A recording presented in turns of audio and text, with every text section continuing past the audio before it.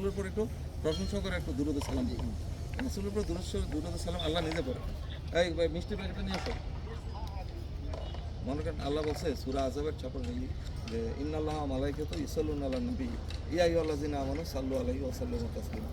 আমি এবং আমার ফেরেশতারা সর্বক্ষণ রাসূলের উপর দুরূদ পাঠ করি। আল্লাহ কিন্তু নামাজ পড়ে না, রোজা রাখে না, হজ করে না, জাকাত দেয় না, কিছুই দেয় না, কিন্তু উনি সর্বক্ষণ তার প্রিয় বন্ধু রাসূলের উপর দুরূদ পাঠ করেন।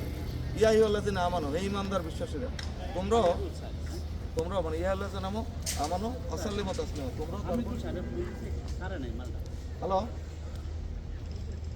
এই তোমরা ছাড়তেছো না কেন ভাই? এখানে প্লটে কাজ করবে, হোয়াট দ্য হেল? তাহলে হ্যাঁ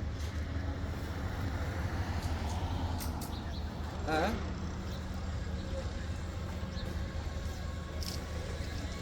ঠিক আছে, ওটা করে দেবো, অসুবিধা নেই। তুমি পাঠাও, ওটা করে দেবো, পাঠাই দাও,